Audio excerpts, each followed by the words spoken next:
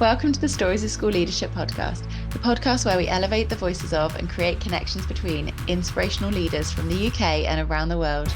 I'm Emma Lurie, and thank you for joining me as I share these journeys, inspirations, and stories of education, leadership, and life. In this episode, I'm joined by Alex Neophitou, and we dig into a huge range of different aspects of education and leadership. Alex shares with real vulnerability and honesty his experiences in teaching and then into middle and senior leadership. We tackle the challenges of balancing a family alongside having leadership roles, and we talk about finding joy and really fantastic impact of having a great team around you. And we talk about curriculum leadership and dig into the sorts of work that Alex is now doing in curriculum development. So I hope you love this one. I really enjoyed recording it. Let's get going. Alex, it's so fab to have you with me for a little bit of time. Thank you for giving up some of your afternoon. So just introduce yourself. Who are you and where are you from? Yeah, sure. I'm Alex. Hi. I currently reside in the Northwest in Oldham. I've spent most of my teaching career all of my teaching career in Oldham.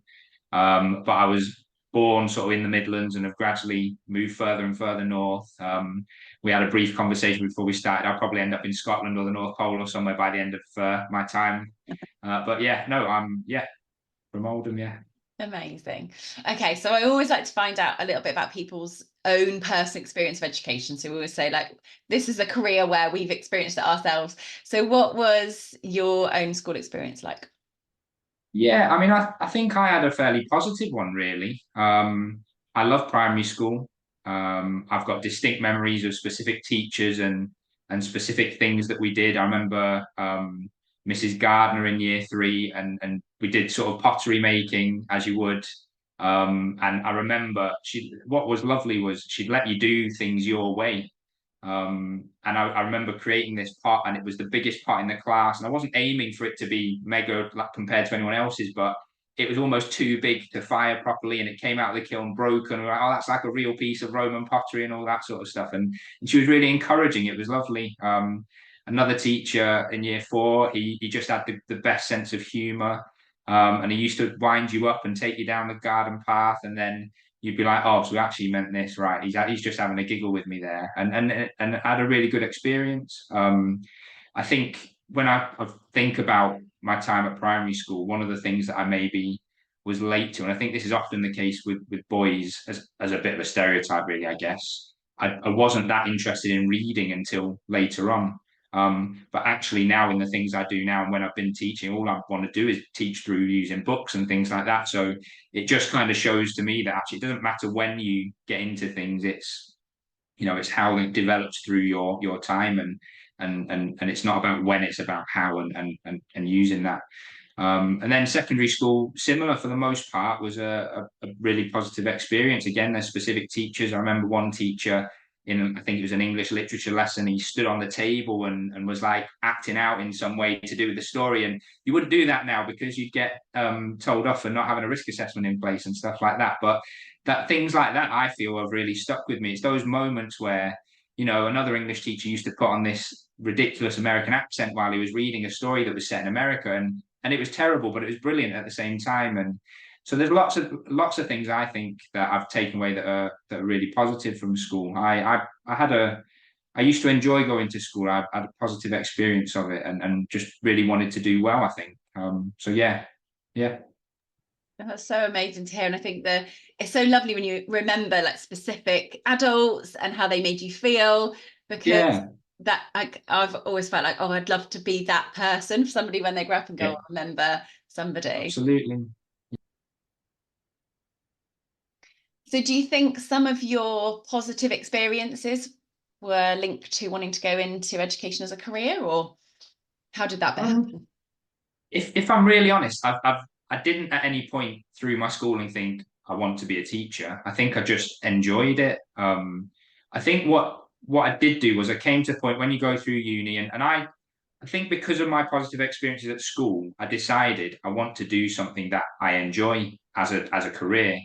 And I didn't know what that was. I used to go into my dad's offices in the summers, and he worked for a business working with electronic components, but he sort of went up through the finance side. He was a managing director of the company, and I went and did some work in the warehouse, and I was sort of like, this is all right, but I don't want to work in an office. I don't want to be stuck in one place and just be like sat at a desk all day and just stuck in meetings all day and things like that. And I kind of thought I need to do something that is, I don't know, just more interesting than that. That's just what I wanted, something I enjoy. So when I went to uni, I chose something I enjoyed. I studied ancient history and archaeology, which I loved. I love that area, and I think that's where kind of some of my leadership in schools of humanities subjects. That's where people have tapped into that kind of that knowledge that I've got. But ultimately, I think I have always had a bit of a knack. Once I became an older child, quite like a bit of a knack of building relationships with children. I remember like sort of just I don't know, being silly with my younger sister's friends when they would come round before they were being dropped to school and stuff like that.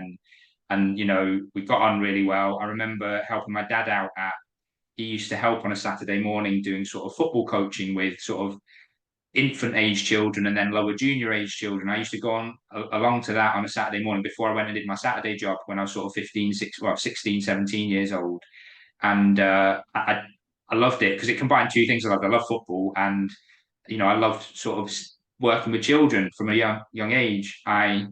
When I was at uni, I'd come back and go on trips with, you know, like the residential trips that schools go on. I went away with my old primary school year sixes 2 years in a row and loved it. And then I started getting comments from one of the teachers sort of saying, do you know what, the way you spoke to those children was amazing, and you know, the relationship you've got. And I think because he was a teacher, there's a different sort of relationship you can have when you're not a teacher. So he was like, you came along and did exactly what I hoped you'd do, and that was be the kind of middleman between teacher who has to tell you what to do and someone who can be a bit more. I could be a bit more friendly, it was still in a professional way, but I was to them I was sort of like a really older brother sort of thing. And I think that got me interested. And then when it came to the end of my sort of time at uni, I sort of had to kind of think, right, well, what do I really want to do? And a couple of people mentioned doing sort of a PGCE and things like that. And so that's when I ended up. So I was born in Northampton. I went to uni in Nottingham, but then I ended up doing my PGCE in Manchester. So I gradually further and further north. And I did my PGCE and I really enjoyed that. I had a great time on the course. There's, you know, some great people trained to be teachers. I think sometimes with everything that's going on in education and how difficult it can get when you're in that intensity, I think we forget sometimes to think about the people who are in it, and the people who go into teaching, whether it's primary or secondary education, are wonderful people who really care about things because they wouldn't be doing it if they didn't. Similar to other industries like nursing, you know, going into the police force, it's people who really care about making a difference.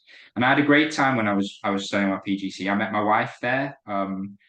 And you know, I could tell you stories about how she sort of followed me to the library, although she'll tell you that I followed her and things like that. And no, I really enjoyed, and it was nice. I don't think it prepared me fully for the life of a school, but it was really nice, sort of a nice way into it for me, because it had the balance of kind of still being a student, but getting that sort of really sort of more intense time in schools. You're in schools 3 or 4 times over that year. When I talk to people who've done the sort of the longer education course, it's sort of once a year for 6 weeks. I think I'd have sort of got a bit fed up waiting for that experience to come. So I'm kind of glad I did it the way I did. But I never planned out to be a teacher. It wasn't kind of always at the forefront of my mind or anything. I guess I kind of fell into it. And due to some of my experiences, I'm surprised I stayed in it for as long as I did to an extent. There were some interesting things at the start of my career, but in terms of actually why I went into it, it was more, I think, because I wanted to do something that was a bit different.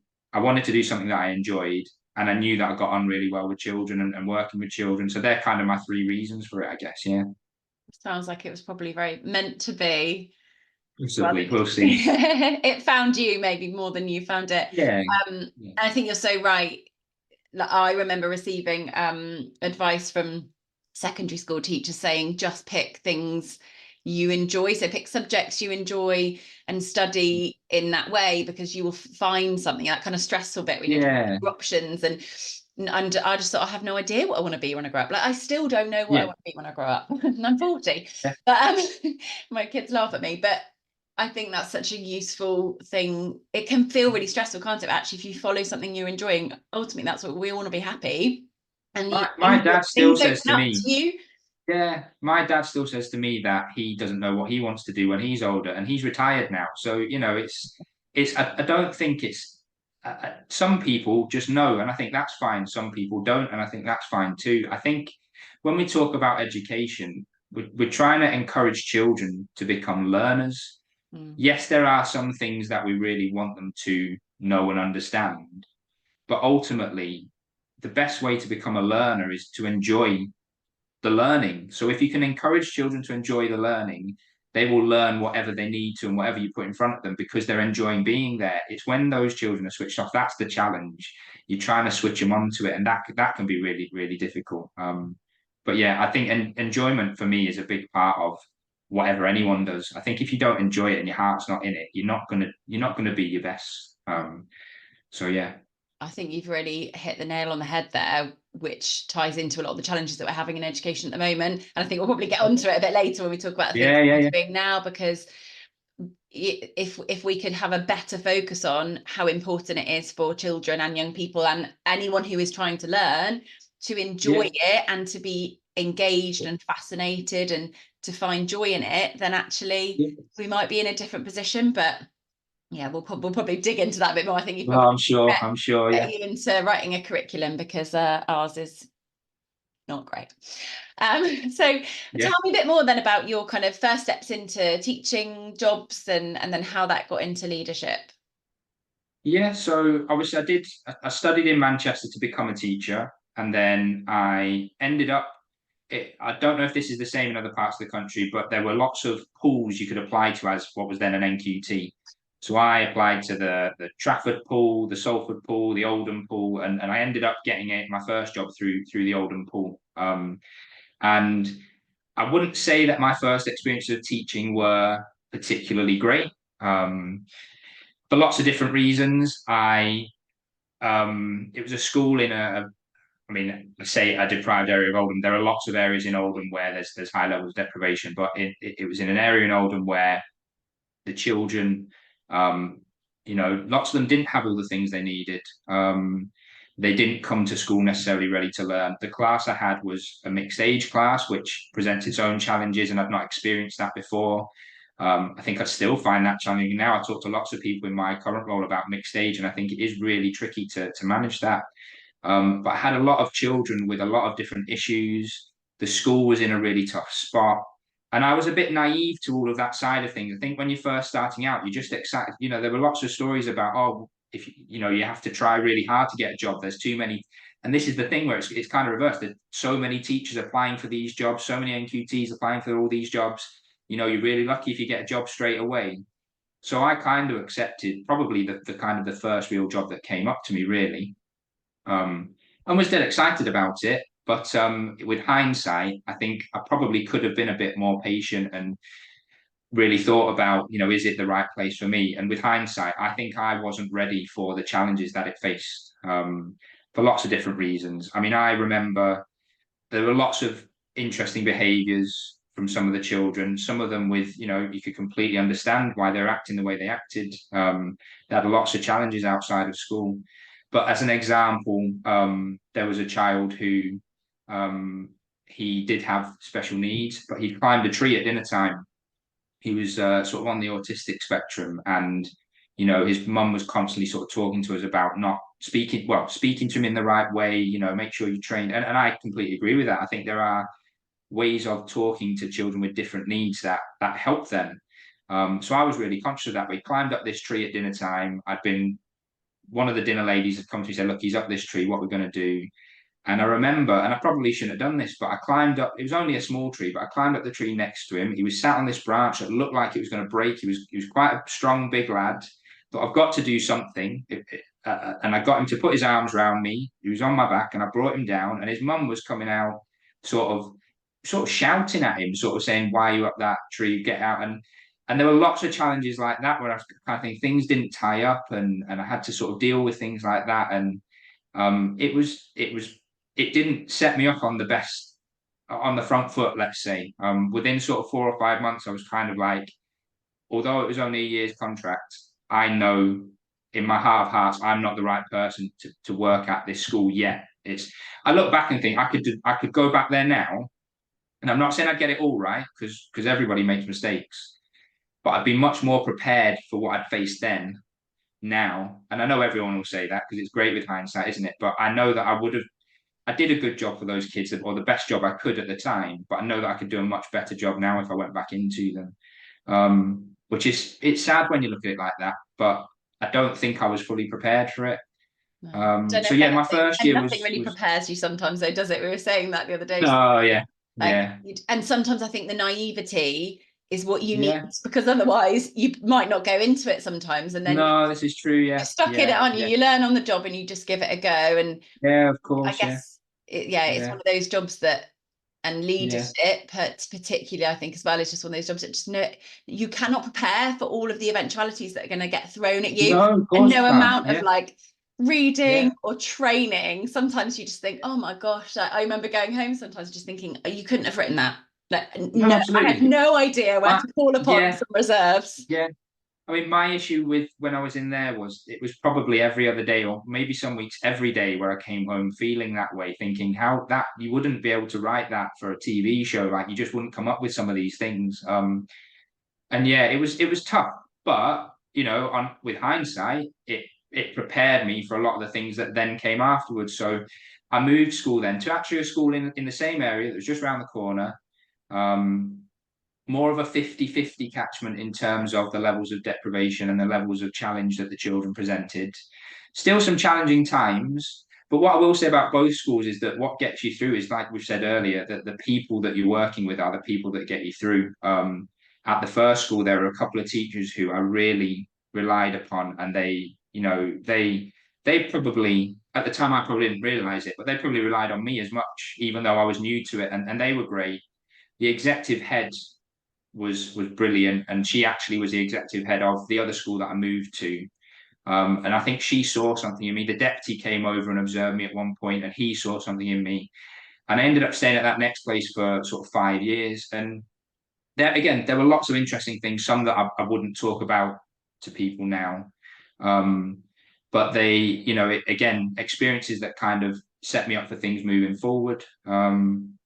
But again, that team that was there was a team that worked for each other, and we worked really well, and we got on with one another, even from a social point of view. And I think, I remember in your first podcast, you talked about the team that you'd built at your school, and how well everything sort of clicked.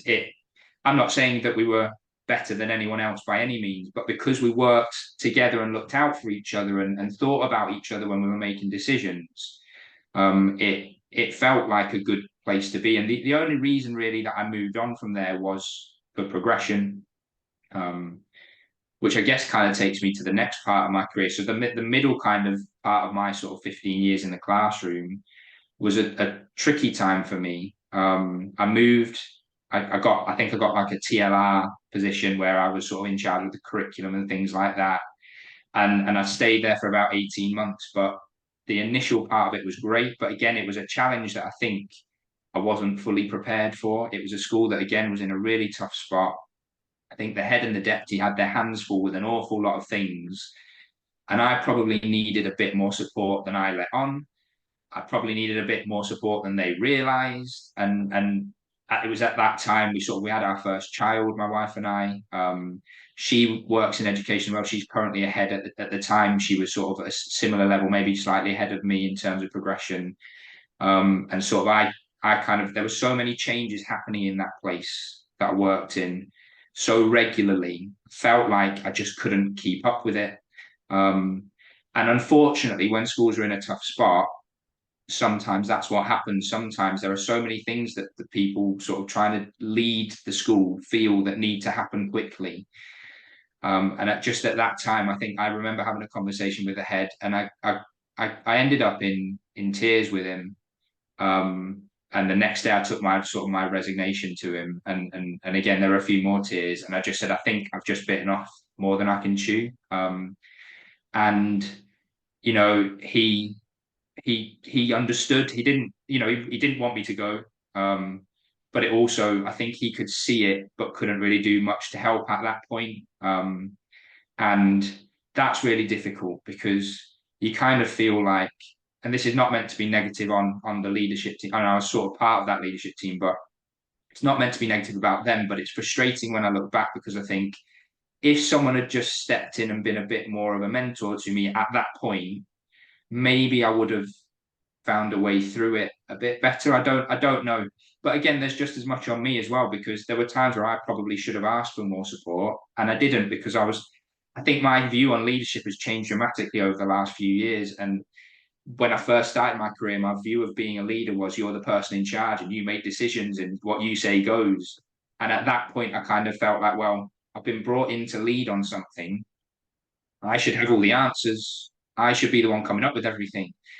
And I've completely switched that view from things I see on social media and things I read and just my own experiences. I've kind of turned my own head upside down on it. And I think that's the best way I can think to put it, just in terms of leadership doesn't have to be you doing everything. Leadership isn't actually about you at all. It's about developing that team and utilizing other people.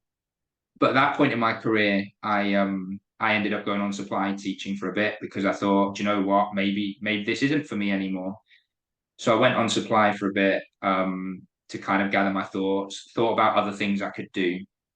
But my wife actually, who worked for a trust at the time, um, one of the head teachers in the trust heard that I wasn't attached to a school, asked her if she thought I'd mind him giving me a call.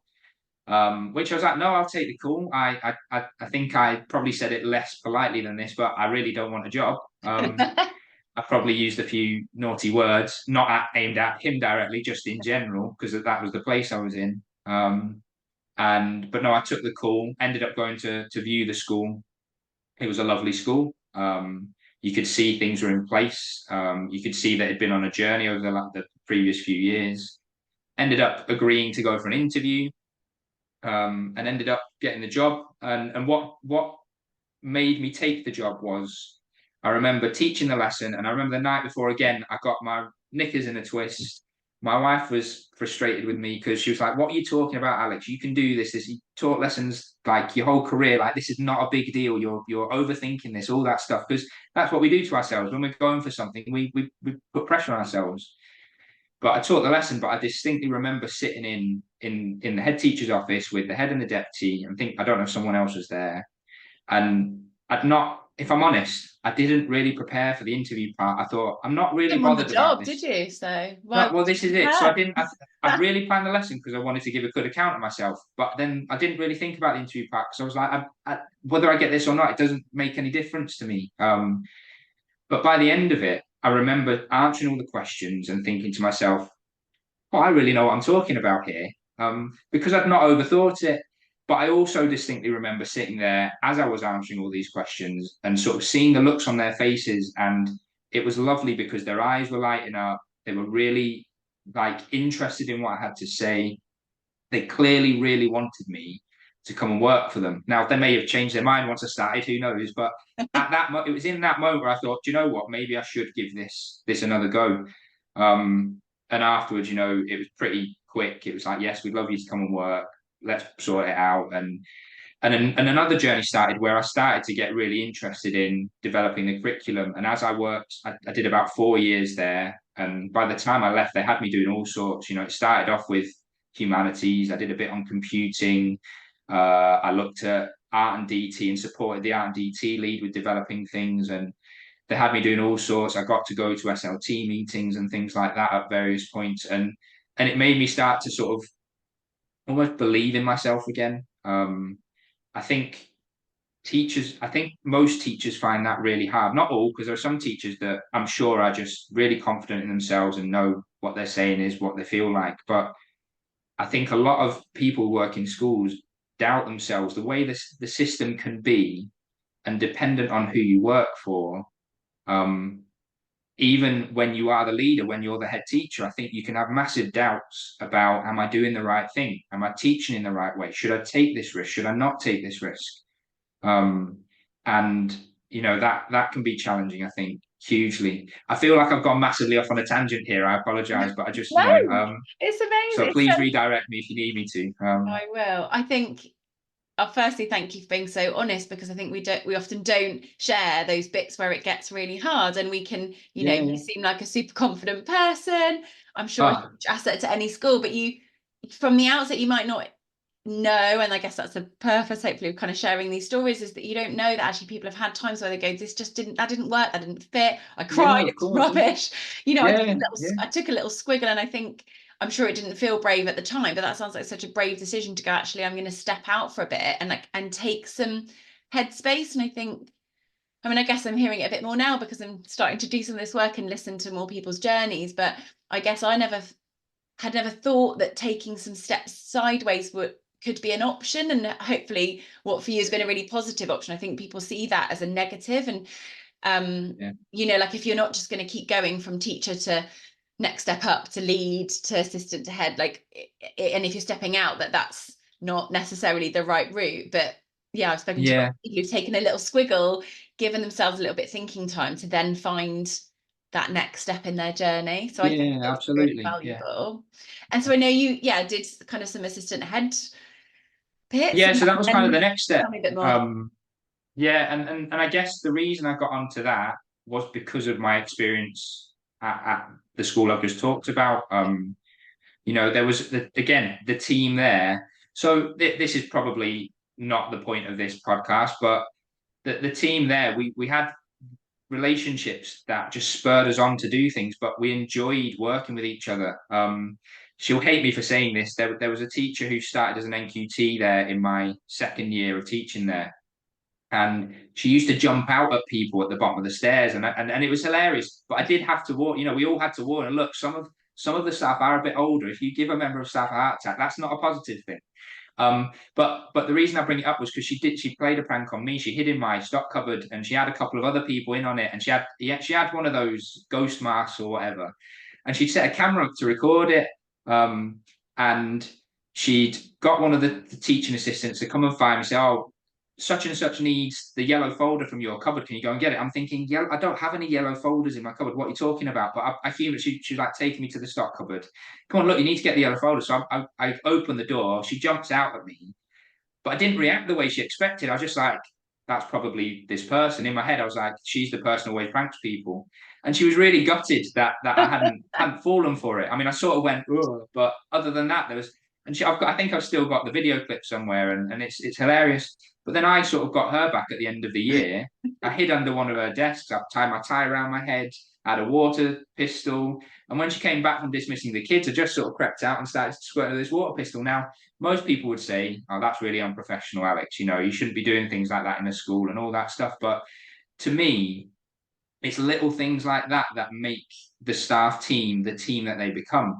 So much so that everyone remembered that. So when I did leave, it was it was towards the end of the COVID stuff. I kind of left. I think schools opened just before the Easter, but there were loads of sort of rules, and I was leaving at that Easter to go off and become assistant head. And they gave me sort of a guard of honor with water pistols. They all had ties around their head, and they all had water pistols. And we're out on the playground. They led me out. It was literally, I remember stealing one of them and squirting them back. And it sounds really stupid, and I know that's not really about education, but to me, that is what makes a team. It's those little things, the little jokes that you have with each other that no one else would understand. I think they shrink wrapped. They used cling film around my car and stuff like that when I was leaving as well, and just stupid things like that. And I I think know we're it's not so talking about important. that as I such, don't think but it's silly at all, but I think we probably don't talk about it enough. And I meet people who yeah, would share stories like that. And then I'll share, say, for example, at the little school that I used to work at as head, we used to play hide and seek with each other. So we yeah, thought it was hilarious, just really childish stuff. So someone would go off to the toilet at lunchtime, and there was only about 4 of us in the staff team anyway. So we'd all hide in the yeah. staff room. Like, they knew we were hiding. They come back Oh, and be it's like, "Oh, brilliant. where are you?" And we'd all laugh our heads Oh off. yeah, We'd be like, "Stop." It was super childish, super silly. yeah, We play silly games, like in assembly we'd try and get sort of funny code words in, or film names, or but you're right, what that was building that team, and it meant yeah, that absolutely. we loved coming to work and we had a great time. And I think I feel like a lot of that is getting lost more and more and more because things are so pressured, things are getting, and those are the things that are getting lost. I think post-COVID, Yeah. people have got, it's just slightly more separated from each other. And Yeah. yeah, there's definitely a mix, isn't there? There's some people who would find that element joyful and really important, like really, really important. And then there's other people would go, yes, that's not very professional. But I think Well, what you've that mentioned as well that is about finding the right team for you, because there's not a right yeah, or wrong, but there's a team that works no, for you. absolutely. I think that kind of brings me on to when I became assistant head as well, nicely, because I left this school that had that kind of culture, and actually I left, and then a few people left, and I think it's still similar, but it's not the same group of people anymore. So things change, that's the nature of education. But I moved on to this other school. It was an outstanding school, which brings other pressures with it. But again, it was a different kind of culture, and it wasn't, it was very much. And this is not. I'm not saying this as a negative. It was just different. So I remember sort of within the first week there was I was dismissing my kids from my class, and you could see another classroom door that was just literally right next to you. And one of the teachers was dismissing the kids and talking to one of the parents, and people have mixed views on this, but the parent had a little child with her. And we work in a primary school. I mean, this child wasn't primary school age. I think he was sort of like maybe 3 years old. And I love, having a joke with children. So I was sort of doing this to the little boy just because I'm thinking, well, the parent's having a chat. That little kid, he might start running around, whatever. If I distract him, and actually I get a smile. He's smiling at me. I'm enjoying it. He's enjoying it. But I remember having a conversation with someone else on SLT who sort of said to me, I don't know what you've been used to, how you used to being with, working in a school and stuff like that. But, there's a level of professionalism as, if you're on SLT, you need to be a certain way. And that was kind of, well, I get it, because that's how some people feel that way, don't they? That's how some people are, and that's fine. Um, but that was kind of my first kind of thought, right, well, I'm going to have to change the way I am a little bit here if I'm going to fit in with things and figure out where my place is in all this. Um, and it was tricky. And I spent sort of 2.5 years there, and I learned an awful lot. The executive head was an amazing lady. She really, really knew what she was doing. She had a really clear direction. It was part of a federation of 3 schools, so she had an awful lot on her plate, and I had massive respect for that. She had a lot of time for me if I went to her. But I think, I enjoyed my time there, but I felt sometimes like I was I'd gone from one position where I was being asked to do loads and loads of things. And when I first started at this new place as assistant head, so I'd got this title, and I thought, that's what I'm going. I need the title to show that I can do stuff, which is wrong, and I know that now. But I felt like initially, at least, it was kind of a little bit of a step back. And I also felt like I think in primary schools, and I've not got experience of teaching or leading in a secondary school, so it's really difficult for me to comment and compare. But in primary schools, as a leader, often, and obviously you've worked in a really small school, but as a leader, a lot of your time commitments are teaching. So unless you are the head, and even in certain schools that are really small, the head will be teaching. I don't know if that's your experience, but the majority of schools, in terms of leadership, the only person who's out of class is the head teacher, sometimes the deputy. So I felt like I couldn't get my teeth stuck into things. I felt like I couldn't be the leader or do the things that I thought me moving up was going to allow me to do more of, because of the kind of time constraints, really. And, again, I take some responsibility for that. Maybe there were times where I should have gone more and said, look, I need more time for this and I need more time for that. But also, we've just come out of COVID. There are all sorts of operational things that happen constantly in a school. So I'm really conscious that people are being dragged here, there, and everywhere. And I felt like, actually, again, maybe not the right way of thinking about it, but as a leader, I shouldn't necessarily be asking for this time, because everyone's getting pulled in all these directions. It's my job actually to try and hold steady and hold the fort and show that I'm doing a good job, and keep things ticking over and do things in my own time all the time, which every teacher does, and I've not got a problem with that. But maybe, staying up too late doing things when I should have just sort of had a cut off point and things like that. And for lots of reasons, kind of got to a point where I needed to again make a change. So initially, I started applying for deputy roles that were out of class. But the problem with that is you get 50, 60 people who are in the same position as me, who want more time out of class, who are all applying for that. And I never viewed it as I wasn't good enough to get them, but I didn't get any interviews. And well, I got one interview for one, and I understand why I didn't get that one, and that's fine. I got some good feedback. But I kind of applied for a few, didn't get very far with it, and it kind of got to a point where actually I was almost dreading being a classroom teacher and a leader at the same time again from September. I kind of felt like I've done that for however many years. It's not that I dislike the teaching part, because teaching is great. And I think most people who are thinking about leaving or do leave teaching, I don't think any of them would say to you that they disliked working with the children. That's arguably the best part. But I was at a point where I wanted to have a broader impact and do more. And I felt like even though I'd got this title of assistant head, which to some won't seem like anything, but to me at the time, it was like, I've worked really hard to get to this point, and I still feel like I'm not able to do the things I want to do. Not necessarily for anyone's fault, just that was just how I felt. We also at that point had two really young children, and my wife, as I've mentioned, is a head of an academy in a primary school as well. We were both in it. We have both moved away from our families. Sort of, she's moved south and I've moved north, and we've kind of met in the middle.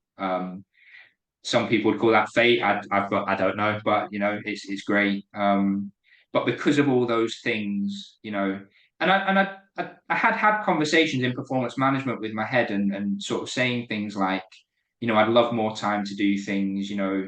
There was someone else who had recently got a role that was across the three schools where they were more out of class. And I was like, I would love to have a role like that, working on curriculum or whatever. And she was like, no, I'd love you to as well, but this, that, and the other. And then when I eventually sort of think about a week before the half term, and I started calling it deadline day, like in the football transfer window. It was like, I've got a week to kind of figure out what I want to do. And I remember on the Sunday night before that week, I sat down with my wife and I said, what are we doing? I said, you're constantly pushing. I'm constantly pushing. Our girls go, and I know this is the same for lots of people. I'm not trying to make out I'm hard done by, but our girls would go to school, to morning club at 7:45. They'd be at school until 5:30, 6 o'clock every night. And it was too much for them. They'd get tired, and I'm watching that happen. And we're sort of, I just said, what are we doing? What have we got? Something has to change. I don't know what, I don't know how, but something has to change. So had that conversation with my wife, and I went into school for a couple of days thinking about it. And I went to my head on the Wednesday and I said, look, I just want to give you a heads up, but on Thursday, Friday, I'm probably, I think I'm going to have my notice in. And she was really shocked, and she didn't want it to happen. And to be fair to her, she did sort of say, what if we do this and what if we do that? And that was lovely to hear. But it was also for me I kind of felt like in my head I'd already made my mind up. And I think she knew that. And she was great about it. The next day I was out of class in the morning, and I was working in the sort of the deputy assistant head office, and she called me because she was at another school, and she said, I just want to check how you are, and I wanted to check you're all right. And I don't think many people would always see that side of her, because she was always here, there, and everywhere. That's difficult to be like that to everyone all the time. But I really appreciated it in that moment, because I think I needed to know that she wasn't going to judge me either way. And I did. I handed my notice in, and I worked to the end of the year. Another part of it that I kind of felt was I was fed up of the pressures of Ofsted, and I don't really want to get into that today, but I think it's hard to avoid in education. I didn't want to have to go through that fear of Ofsted coming in again. Incidentally, in the last week of term, they appeared. And I remember I'd booked, I was owed a day off in total because of certain trips that I'd been on over weekends and things. And I'd booked 2 afternoons to go and see my daughter's sports days. and they called up on the morning of one of them. And I remember almost breaking down with my deputy and just sort of getting really upset. And it wasn't that I was scared.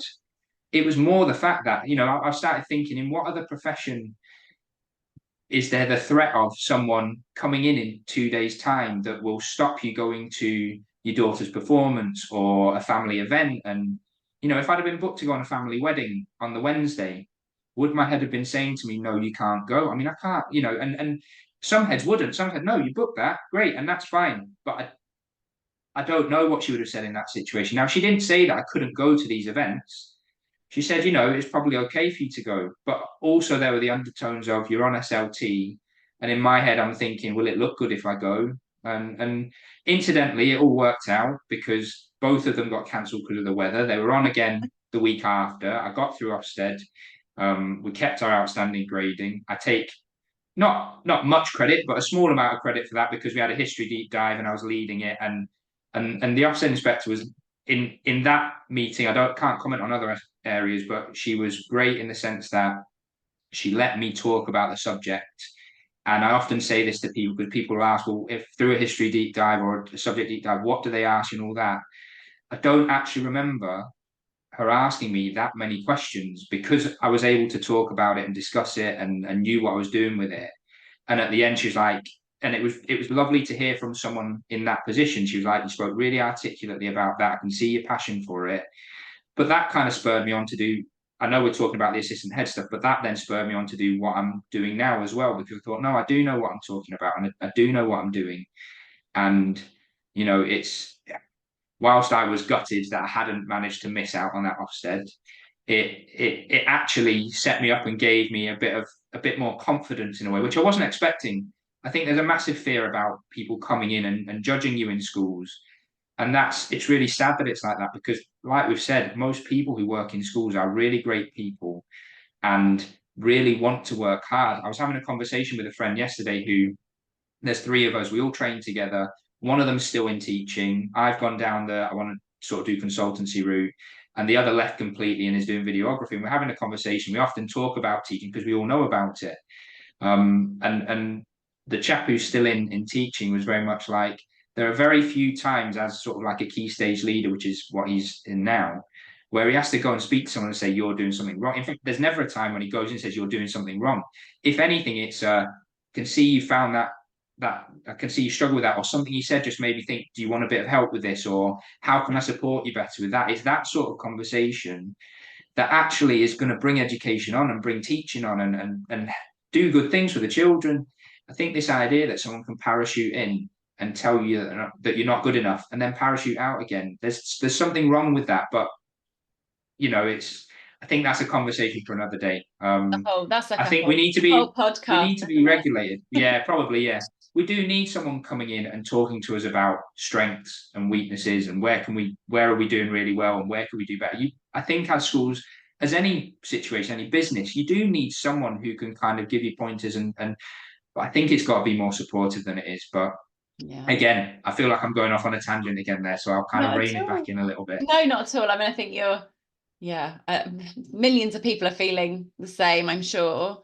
That was such a powerful reflection, Alex. Like, I really resonated with those sorts of conversations you were having at home. And it's just sad, because you're right. What other profession is made, and you're right, like, it's not even necessarily maybe leaders telling you've got to do it, but it's just those underlying expectations of how we're supposed to behave and the hours that we're supposed to work, and it is just it's not okay.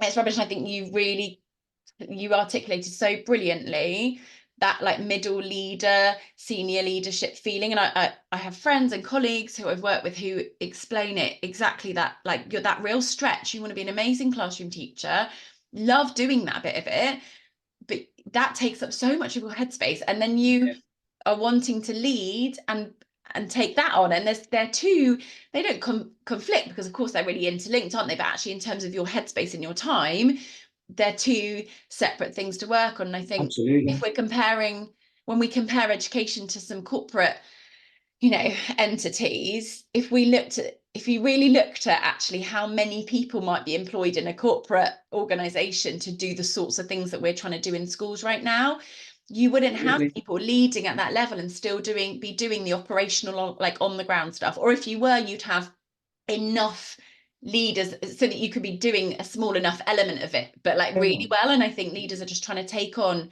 so much stuff. You talked about how much change we're like undertaking at a quick pace. Like, yeah, you're so right. And that the answers realistically are around, we need more funding to get more people in schools to do Yeah. it. People are just feeling super stretched. I So no, think there's another stop it side to tangent, it it's as well. amazing. No. I think there's another side to it as well, in the sense that when you train to be a teacher, you're not trained to be a leader. No. And there are lots of lead. I've done my MPQML, I've done my MPQSL because I wanted that kind of support to know what to do. And some of it is common sense. I would argue that the best leaders that I've worked with have quite a lot of common sense around what's right and what's not, what works and what doesn't. I'm not saying that makes you an ultimately brilliant leader, but I think that's a big part of it. But we're not, when we train to be teachers, we're not trained to be leaders. And that's difficult, because actually you have to learn while still doing a really good job as being a teacher. And I think that's really difficult. And I think the other side to it as well is, I think we're all leaders. I think from the moment you step foot in a classroom, you're leading in some way. Whether it's leading your teaching assistant, whether it's leading the children in the right direction, whether it's leading in a subject area, which again, you get thrown at you after you've qualified and done your first year or 2 years now as ECTs, because you've got ECT 1 and 2. You then get a subject thrown at you where you've actually got very little or no experience of leading a subject, but Yeah, you're a if you leader like now. made something in DT when you were 12, that's fine. You can You're, definitely. you're the DT coordinator now. That's I that. know. Actually, that's what I happened remember in my having second those. school. I remember. Yeah, yeah, Yeah, absolutely.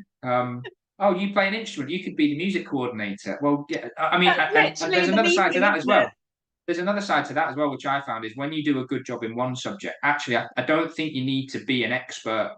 Some people disagree with me here, and I accept that, but I don't think you necessarily have to be an expert in the subject to be good at leading the subject. What you have to be good at is drawing on the experiences of others for the subject knowledge and things like that. But in terms of how to organize the national curriculum sets out, sometimes in real masses of detail, sometimes not so much, but it sets out what you're expected to teach. So your job as a subject leader to me is about organizing that for everybody else. But you draw on other people. When someone comes to you and says, "Actually, I'm not sure that's quite right because I when I played in orchestras, this happened. Oh, right, no, that makes a lot of sense. I've not done that. How can we do this?" And then you're getting people to lead upwards as well. As it's leadership is all around. It's about um, people, like you said, wisely yeah, said. So, Joel, yeah, tell me what you're absolutely. doing now, because you've Yeah, left, you're out, and you are now doing what to an sounds like some extent, I'm out. amazing Yeah, so what I'm doing now actually started probably 4 or 5 years ago. So there's a company that's based in the Northwest called Focus Education, and it was started up by a man called Clive Davis, who for many years in Oldham was sort of like the school improvement person. And then I think Focus as a company has been running for about it's over 30 years. And what they do is they deliver training, they put on conferences, they put on conferences, they go in and do school support, they create publications. So Clive, when I first met him a few years ago, came into the school I was working at as I was humanities leader, and there was sort of three schools that were working together with his support on developing history and geography. And we were quite far ahead in terms of what we were doing. The other two schools were just starting out, and we all sort of had to explain our position and things like that. And I remember sitting in a meeting with him and my head teacher and the other schools, explaining where we were up to with our curriculum, the things that I was putting in place. And he really liked it. He asked to sort of share aspects of it in one of his publications.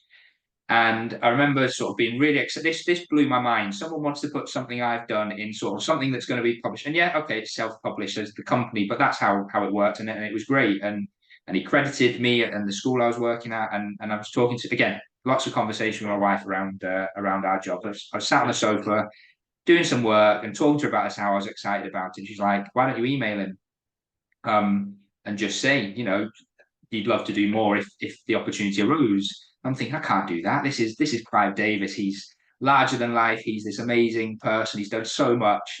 And I'm this person I've done a bit on history and geography. I couldn't possibly, but anyway, I emailed him, and he ended up actually one dinner time calling up the school I was working at. It got put through to the staff room where I was having my lunch, and the lady in the office was like, I've got Clive on the phone for him. I'm thinking, Clive, who's Clive? I don't know anyone. I don't have any friends called Clive.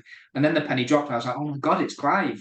So I had this conversation with Clive, and he basically said, would I like to write something with him? Which again, I was blown away by. Little old me, I'm like, well, yeah, absolutely. I'm not going to turn this down.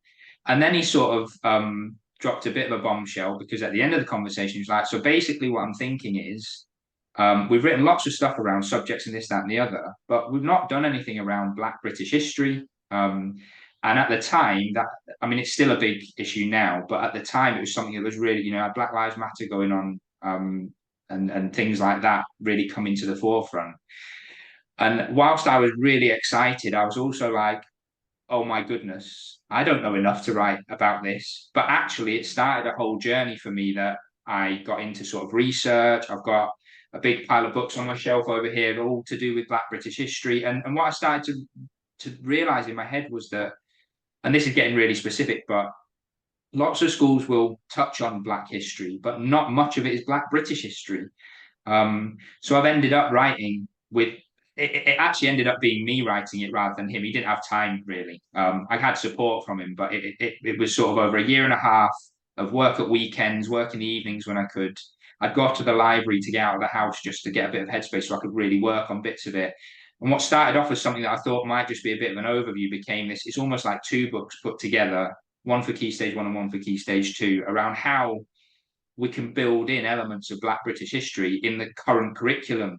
So even silly things like the Romans, for example, had a group of people called the Aurelian Moors stationed on Hadrian's Wall, and linking to aspects like that, just to show people that, I think there's quite a common misconception that Black people only came to Britain during the Windrush period, and it's just it's not true. Britain as a country is full of culture and different people coming from different places. Our whole history is built on people invading and conquering us and then leaving. And so to think that one group of people or two groups of people have only been here for 50 odd years or whatever, it's a nonsense. And I'd never really thought of it like that. So that's where the journey kind of started. And I put together this publication on that. Felt really nervous about it because I'm quite aware that I'm not a Black British person. But I tried my best to do my research. There's people like David Olusoga who have been really big over the last few years. I think he's done BBC documentaries. He's written books. He's done some books for children that are brilliant as well. And other people, Miranda Kaufman, I think, wrote all about the Black Tudors, and I found that really interesting because there's all these little pieces of evidence. And I know that the Tudors isn't on the national curriculum anymore, but you can still teach about it. If you've got space in your curriculum, you can fit things like this in. So I created that publication, felt really proud of it. And then I delivered, while I was still in my assistant head role, I spoke to my head and she was okay with me doing sort of delivering a morning course through Focus Education about what I'd written about. And I had 4 or 5 people log on over Zoom, and I got to talk about all the work I was doing. And I loved it. It was something that I really enjoyed. And I thought, if I could do this more, I'd be happy. And that's where kind of the having more time thing comes in. I'm thinking, if I had a few more days out of class, I could do stuff like this for the schools I work with or abroad, I don't know, or the local area or whatever it is. But when I got to the point of handing my notice in, I was at a point where Focus were constantly asking me, well, could you do this and could you do that for us? And I'm sort of like, I would really love to do this, but I really don't have the time. I don't have the capacity to do it. So when I handed my notice in, I went and actually had a conversation with Claire, who runs Focus. And, I said to her, she'd asked me about creating these vocabulary overviews for history, geography, and science, which were there was very much smaller publications, but I was like, no, I'd love to do that. I'll get started on that. But by the way, I've just handed my notice in. I'm going to go on supply from September and do some supply teaching while I figure out what I'm going to do. But if there are more things you want me to do, I'm here. Hi, sign me up. And actually, in that meeting, it was the moment where I sort of decided, because by the end of it, she'd sort of said, "Oh, you could do this, you could do that, you could do this for us, you could do that for us." Um, I kind of decided, no, do you know what? Maybe I do need to explore this more. So that was another reason why I was making the decision that I did to leave the classroom, because I was like, this is a way of me doing what I love in a broader sense across many more schools, across the country even, um, just to try and have a bit more of an impact. But it has given me that flexibility for my family. So whether I'm doing a day supply teaching or whether I'm leading a course over Zoom, I can drop my girls off at school at normal time some days. They're not there till 6 o'clock every night. My wife can go and do her head thing and not have to worry about the fact that the girls are stuck in a club until whatever hour, and little things like that. So from over that summer, I kind of started setting up my own website. I've called my kind of business name New Education Outlook. I've done that because it sounds silly, but I was trying to think of a hook to me, and it's NEO are the first three letters of my surname. So I've got a whole page where I've kind of worked out, well, what words could I use that make sense with what I'm doing? Brainstorming session. So that's the name of my company. But I do a lot of what I do at the moment is done through Focus Education, because they've got more of a platform, and I need a starting point, and they've been great with me, and I don't think there'll ever be a point where I don't do stuff with them, because they really have been amazing. It means that I get to spend more time talking to Clive and things like that. Who, we had a meeting with him yesterday about Focus have their own kind of curriculum called the Learning Challenge curriculum, and I'm now more involved in developing things for that. So I'm developing something at the moment called History Bites, which are sort of like ebooks, but I'm trying to make them interactive. So I'm getting my daughter to kind of record the speech around them so that they can be played in front of children and things like that, or children can look at them themselves as part of that curriculum. But we're having a conversation about some new overviews we're putting together, and just he will, a bit like I'm going off on tangents all the time, he will go off on these amazing tangents that his knowledge is just so broad, and he's got so much experience, and I genuinely really value having the opportunity to work alongside someone like that. But he in return values what I have to say, and that's really important, I think, for people in education. It's not about being patted on the back all the time, but it's about feeling like what you do matters to people. And some people say, well, it just has to matter to the children. Well, that's well and good, but you come and work in a classroom with the same class for a year, and you show me a class that continuously values everything that you do. Kids have their own lives, kids have their own things going on, and that's what they're not thinking. Sometimes they're like, "Sir, you're amazing. I love having you as my teacher." But there'll be other times where they're like, "I've had a really tough time. I don't really care what you're talking about." Like it's never, get onto the parents.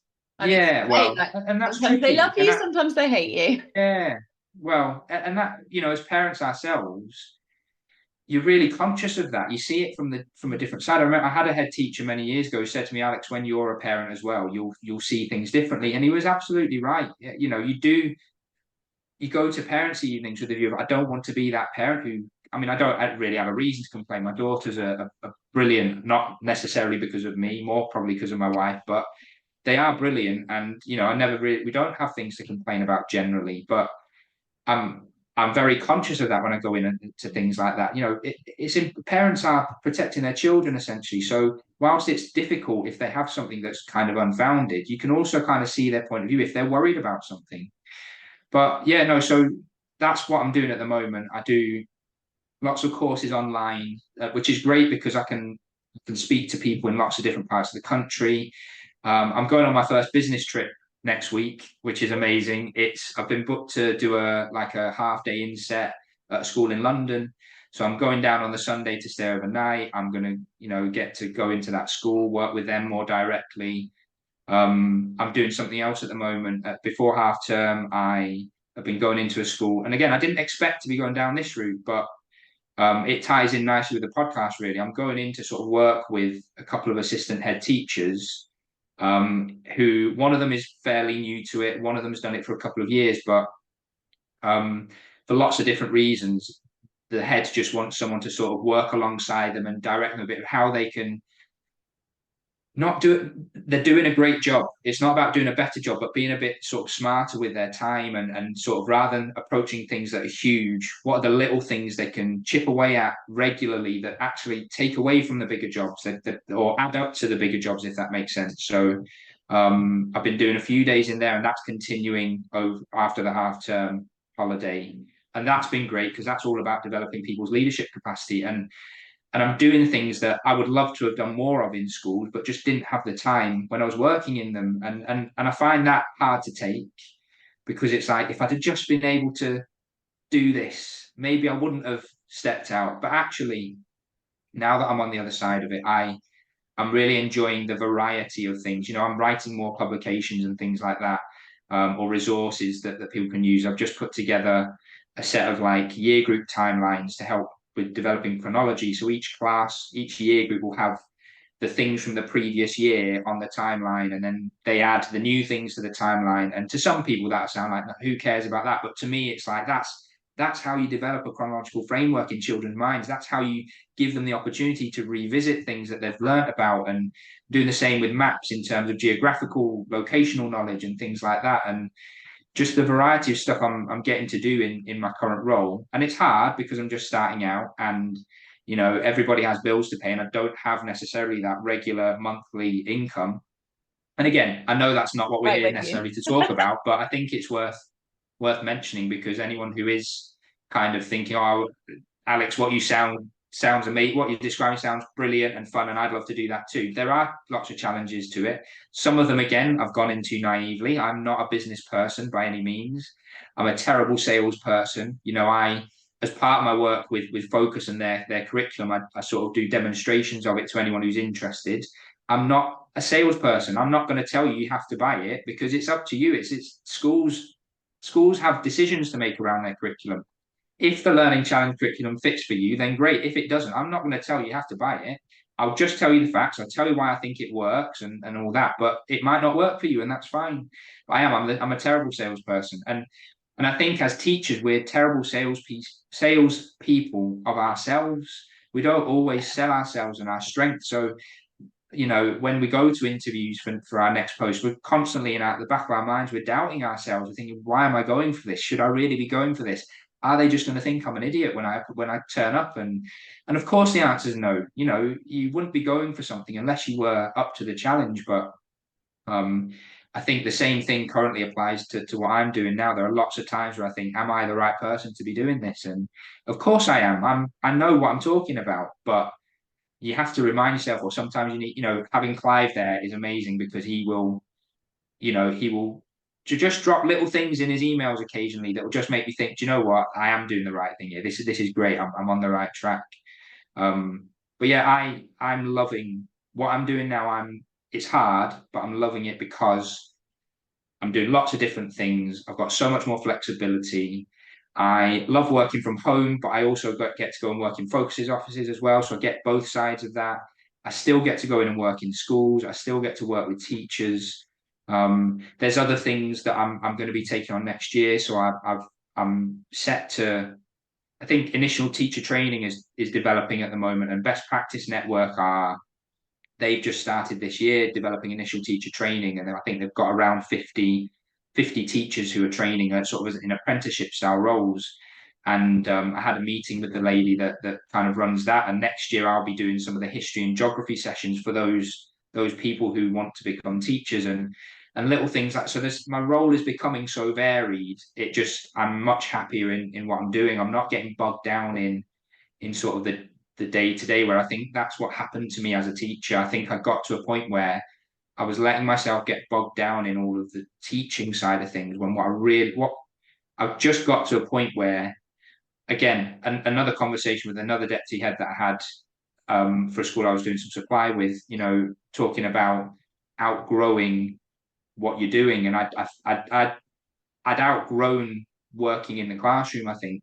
And I don't mean that in a kind of a big-headed, egotistical way. That's not what I mean at all. Just in the sense of, what do I want to be doing with my work? This is what I want to be doing, but I'm not able to. I'm only able to do this, and so I kind of had those conflicts going on as well. But yeah, I love what I'm doing. New Education Outlook. there's a website. Go and have a look at it. Tell me it's rubbish if you want. Tell me how I can improve it. That'd be great. Or if there's things you want to chat about, then get in touch. What we're doing now whilst we're recording it is amazing. I'm loving it so far. But something else I've got to do a lot of is have chats with people who are working in schools about their curriculum. I'm really interested in it, even if it doesn't lead to me coming in and doing something. I'm learning, you're learning. We can share things. It's lovely to have a catch up about things that are going on in different places. So yeah. It sounds amazing. So great. I feel like I can imagine when you were talking before about your head, I bet they're absolutely gutted that you left.